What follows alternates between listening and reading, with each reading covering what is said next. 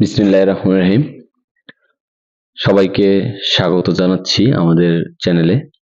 আজকে আমরা মুখস্থ ছাড়াই সাক্ষ্য আইনের 7 অধ্যায় থেকে 11 অধ্যায় কিভাবে সহজেই মনে রাখতে পারি সে বিষয়ে আলোচনা করব। সাক্ষ্য আইনের এই 7 থেকে 11 অধ্যায় তৃতীয় খণ্ডের অন্তর্ভুক্ত। এক্ষেত্রে যদি আমরা প্রশ্ন করি কি পদ্ধতিতে বা কার দ্বারা প্রমাণ করতে হবে, তাহলে আমরা এই তৃতীয় খণ্ডে যে ধারাগুলো আছে সে থেকে অ্যান্সার পেয়ে যাই। এই কি পদ্ধতিতে বা কার দ্বারা প্রমাণ করতে হবে সেটা হচ্ছে সাক্ষ্য উপস্থাপন। মানে সাক্ষ্য উপস্থাপন কোন পদ্ধতিতে উপস্থাপন করা হবে, সাক্ষ্যগুলো কিভাবে উপস্থাপন করা হবে এবং তার ফল কি, এই ধারাগুলো থেকে আমরা জানতে পারবো 7 অধ্যায় থেকে 11 অধ্যায়। তো এখানে মোট 5টি অধ্যায় রয়েছে। এই অধ্যায়গুলো প্রথম হচ্ছে সপ্তম অধ্যায়। সপ্তম অধ্যায় হচ্ছে প্রমাণের দায়িত্ব সম্পর্কে বলা হয়েছে এই সপ্তম অধ্যায়ে। এখানে 101 ধারা থেকে 114 পর্যন্ত। এখানে রয়েছে মোট 14টি ধারা, এর মধ্যে একটি বাতিল, তাহলে মোট 13টি ধারা আমাদের পড়তে হবে। তারপরে অষ্টম অধ্যায় হচ্ছে প্রতিবন্ধ। এখানে 115 থেকে 117 মোট 3টি ধারা রয়েছে। নবম অধ্যায়ে সাক্ষী সম্পর্কে বলা হয়েছে। এখানে রয়েছে 118 থেকে 134 ধারা পর্যন্ত। এখানে মোট 17টি ধারা রয়েছে। এরপরে দশম অধ্যায় হচ্ছে সাক্ষীর সাক্ষ্য গ্রহণ সম্পর্কে বলা হয়েছে। এখানে 135 থেকে 166 ধারা পর্যন্ত, মোট 32টি ধারা। এবং সর্বশেষ 11 অধ্যায়ে মাত্র একটি ধারা রয়েছে, এটি হচ্ছে 167। এখানে বলা আছে অন্যায়ভাবে সাক্ষ্য গ্রাহ্য ও অগ্রাহ্য করা। শুরুতে আমরা 101 থেকে 114 এই মোট 14টি যে ধারা রয়েছে এগুলো কিভাবে সহজে মনে রাখবো সে বিষয় নিয়ে আলোচনা করব। আমরা যদি স্ক্রিনের এই লাইন দুইটি মনে রাখি তাহলে কিন্তু আমরা এই 14টি ধারা খুব সহজেই মনে রাখতে পারবো। এখানে কি বলা আছে, প্রমাণের দায়িত্ব যার উপর ন্যস্ত হয় তিনি কোনো নির্দিষ্ট বিষয়ে সাক্ষ্য গ্রহণযোগ্য করার জন্য অভিযুক্তের মামলা, বিশেষভাবে 30 বছর ও 7 বছর সম্পর্কের মাধ্যমে গড়ে ওঠা মালিকানা প্রমাণের ক্ষেত্রে সক্রিয় আস্থার মাধ্যমে সন্তান জন্মের অস্তিত্বের উপর গুরুত্ব আরোপ করেন। অর্থাৎ কি, প্রমাণের দায়িত্ব যার উপর ন্যস্ত হয়, অর্থাৎ একজন ব্যক্তি যার উপর প্রমাণের দায়িত্ব ন্যস্ত হয় তিনি কি করবেন, তিনি কোনো নির্দিষ্ট বিষয়ের সাক্ষ্য গ্রহণযোগ্য করার জন্য, মানে কোনো একটা নির্দিষ্ট বিষয়ের যে সাক্ষ্য রয়েছে সেগুলো গ্রহণযোগ্য করার জন্য অভিযুক্তের মামলা, মানে অভিযুক্তের যে মামলাটা রয়েছে বিশেষভাবে 30 বছর ও 7 বছর সম্পর্কের মাধ্যমে গড়ে ওঠা মালিকানা প্রমাণ, অর্থাৎ 30 বছর ও 7 বছর সম্পর্কের মাধ্যমে গড়ে ওঠা যে মালিকানা আছে এটা প্রমাণের ক্ষেত্রে কি করবেন, সক্রিয় আস্থার মাধ্যমে সন্তান জন্মের অস্তিত্বের উপর গুরুত্ব আরোপ করবেন। তিনি এই যে 30 বছর ও 7 বছর সম্পর্কের মাধ্যমে গড়ে ওঠা যে মালিকানা রয়েছে এটা প্রমাণের ক্ষেত্রে তিনি সক্রিয় আস্থার মাধ্যমে যে সন্তান জন্ম লাভ করছে তার উপর গুরুত্ব আরোপ করবেন। তাহলে প্রথমে রয়েছে প্রমাণ। এই প্রমাণ 101 ধারায় রয়েছে প্রমাণের দায়িত্ব। 102 ধারায় রয়েছে প্রমাণের দায়িত্ব যার উপর ন্যস্ত থাকে, এই যে দায়িত্ব যার উপর ন্যস্ত থাকে। এরপরে নির্দিষ্ট বিষয়, তাহলে 103 ধারায় আছে কোন নির্দিষ্ট বিষয়ে প্রমাণের দায়িত্ব। সাক্ষ্য গ্রহণযোগ্য করার জন্য, তাহলে 104 ধারায় রয়েছে সাক্ষ্য গ্রহণযোগ্য করার জন্য যে বিষয় প্রমাণ করতে হয় তা প্রমাণের দায়িত্ব। 105 অভিযুক্তের মামলা যে ব্যতিক্রমের মধ্যে পড়ে তা প্রমাণের দায়িত্ব। বিশেষভাবে 106 যে বিষয় বিশেষভাবে কারো অবগতির মধ্যে থাকে তা প্রমাণের দায়িত্ব। 30 বছর যে ব্যক্তি জীবিত বলে 30 বছর যাবৎ জ্ঞাত আছে তার মৃত্যু, প্রমাণের দায়িত্ব। অর্থাৎ কেউ যদি বলে যে আমরা জানি যে একটা মানুষ 30 বছর যাবৎ জীবিত আছে কিন্তু একজন বলল যে সে মারা গেছে, তাহলে সেইটা প্রমাণের দায়িত্ব রয়েছে এই 107 ধারা অনুযায়ী, যে বলবে মৃত্যু তার প্রমাণ করতে হবে। 108 7 বছর যাবৎ নিখোঁজ ব্যক্তি জীবিত আছে তা প্রমাণের দায়িত্ব। ওই একই কথা, যদি কেউ 7 বছর যাবৎ নিখোঁজ থাকে, এক্ষেত্রে যদি কেউ বলে যে না সে জীবিত আছে, তো যে ব্যক্তি বলবেন যে জীবিত আছে তাকেই এই প্রমাণ করতে হবে যে ওই লোক জীবিত আছে। 109 সম্পর্ক মালিক ও প্রতিনিধির মধ্যে, জমিদার ও প্রজার মধ্যে, অংশীদারগণের মধ্যে সম্পর্ক প্রমাণের দায়িত্ব। মালিকানা প্রমাণ। 110 মালিকানা প্রমাণের দায়িত্ব। সক্রিয় আস্থা। 111 যে লেনদেনের ক্ষেত্রে এক পক্ষের সক্রিয় আস্থার সম্পর্ক, সেই ক্ষেত্রে সরল বিশ্বাসের প্রমাণ।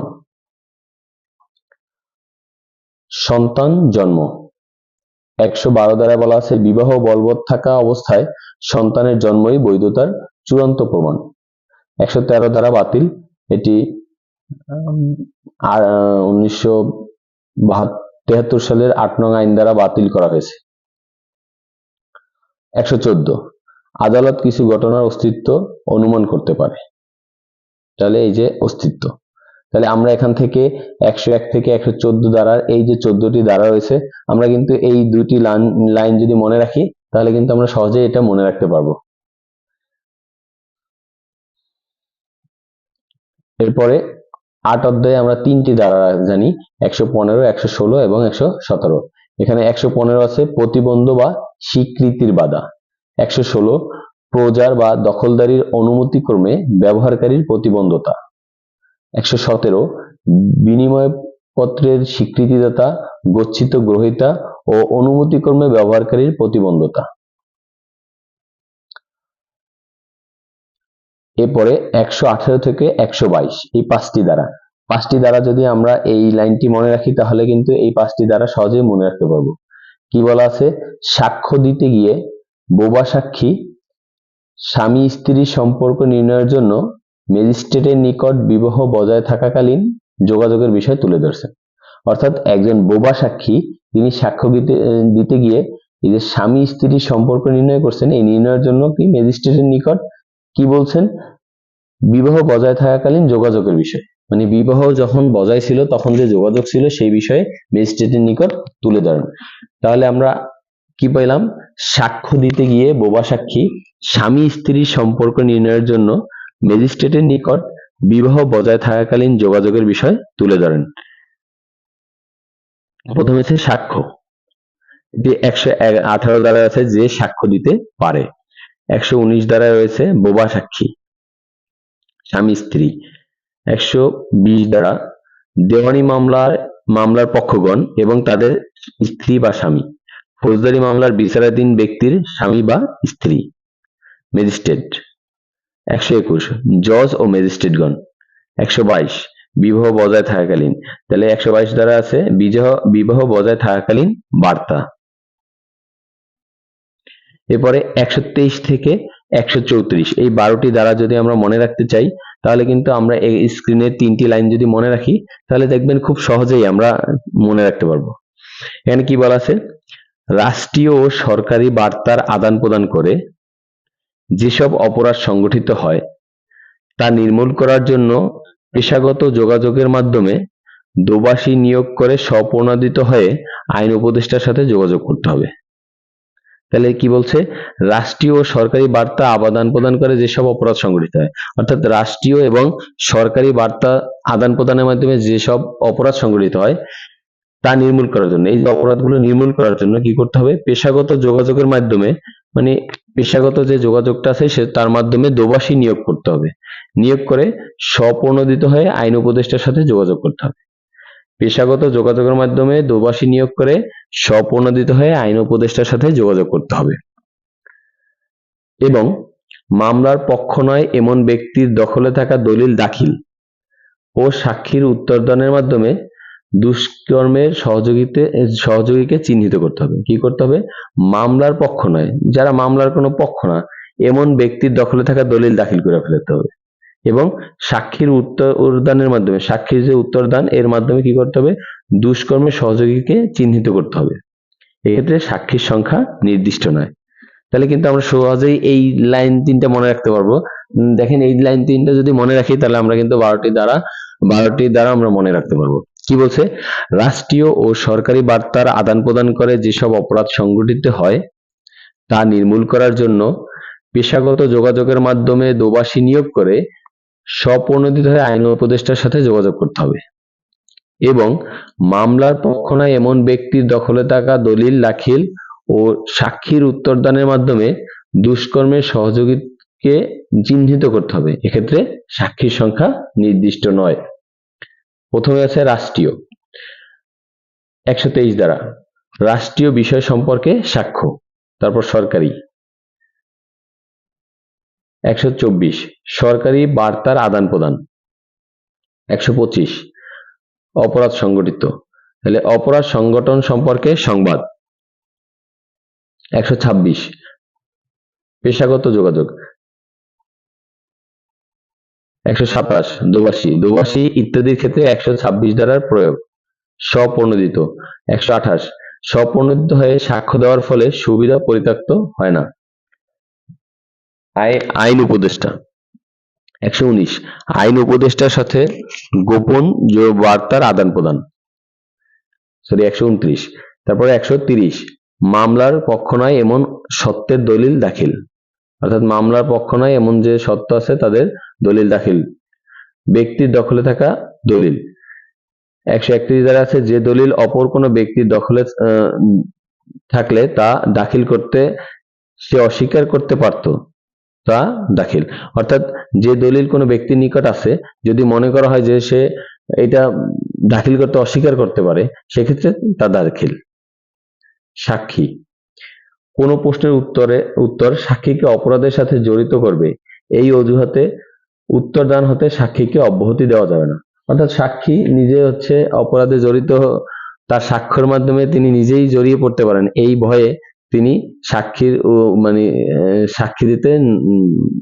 সাক্ষী দেওয়া থেকে বিরত থাকতে পারবেন না বা সাক্ষীর বিরুদ্ধে উত্তরদান থেকে তিনি বিরত থাকতে পারবেন না। দুষ্কর্মের সহযোগী। 133 দুষ্কর্মের সহযোগী। তারপর হচ্ছে সাক্ষীর সংখ্যা। 134 সাক্ষীর সংখ্যা।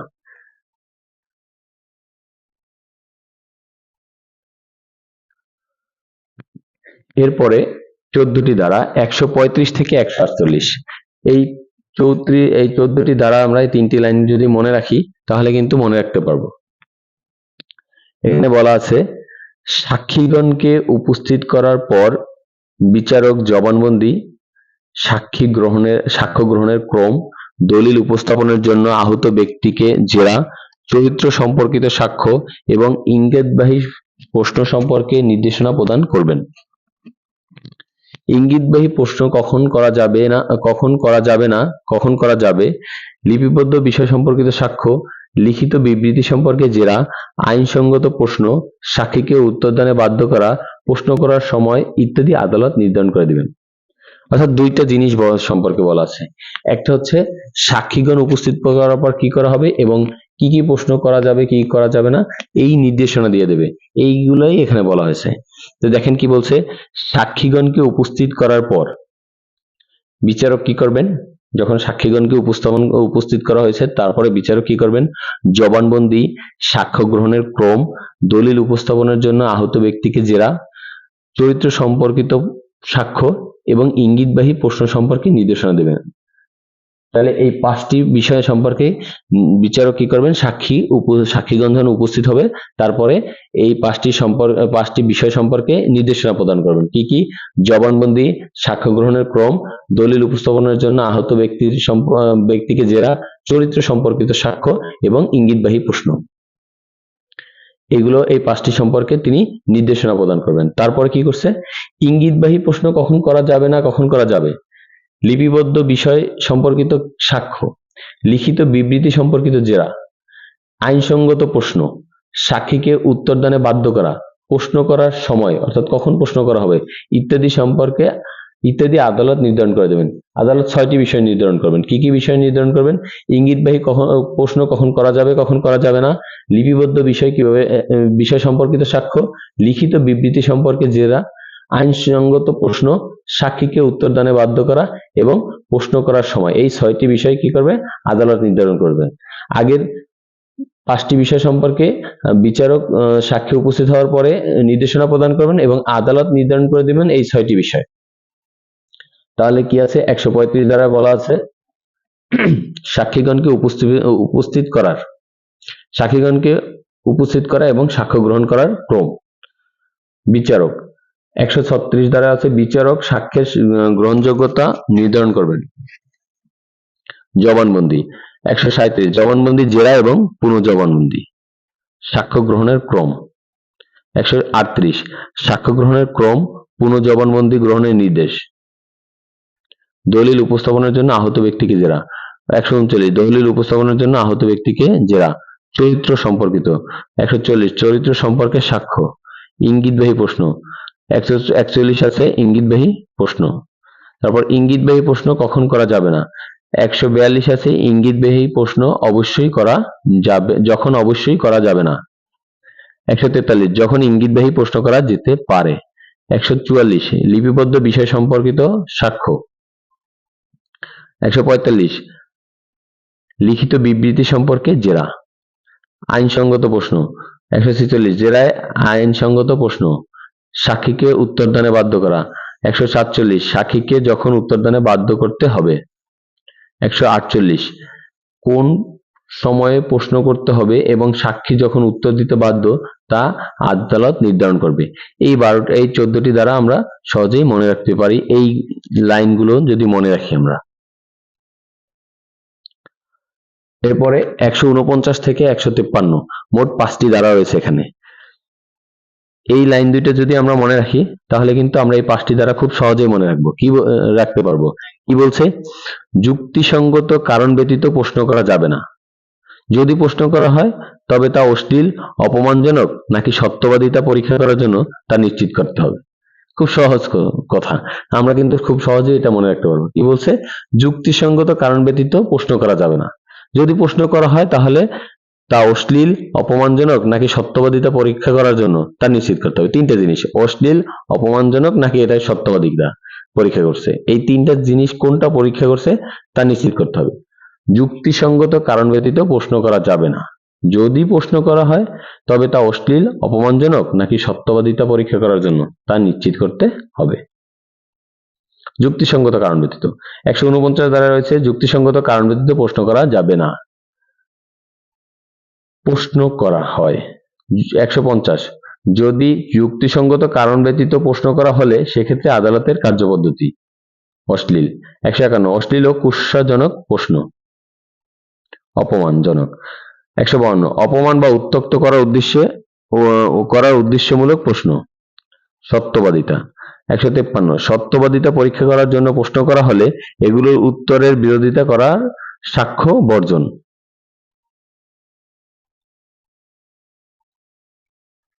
এই 153 দ্বারা মোট এই 5টি দ্বারা আমরা কিন্তু এইটার মাধ্যমেই মনে রাখতে পারবো। তারপরে 154 থেকে 158 পরবর্তীতে আবার 5টি দ্বারা আমরা কিভাবে মনে রাখবো?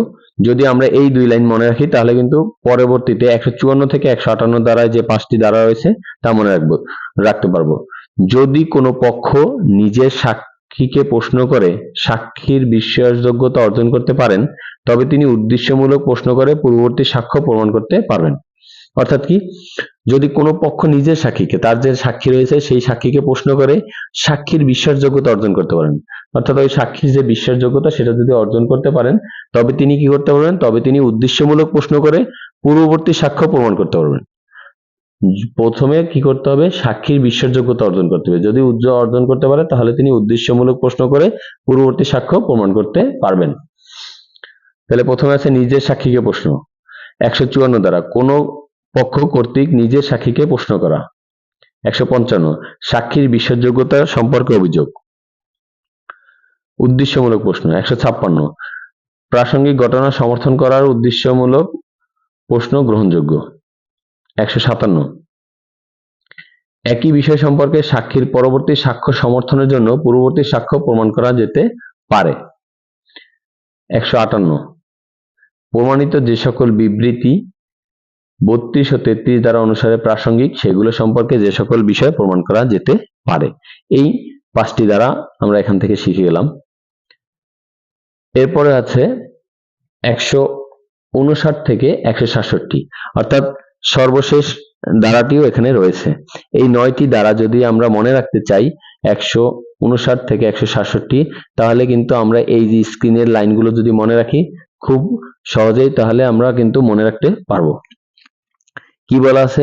স্মৃতি পুনর্জীবিত করার লক্ষ্যে যেসব বিষয় দলিলে বর্ণিত থাকে, বিরুদ্ধ পক্ষ সেসব বিষয় জানার জন্য দলিল উপস্থাপনের আবেদন করতে পারেন। অর্থাৎ স্মৃতি মনে মানে আমি আগে যা বলছি বা আগে যেসব ঘটনা ঘটছে সেগুলো পুনরুজ্জীবিত করব।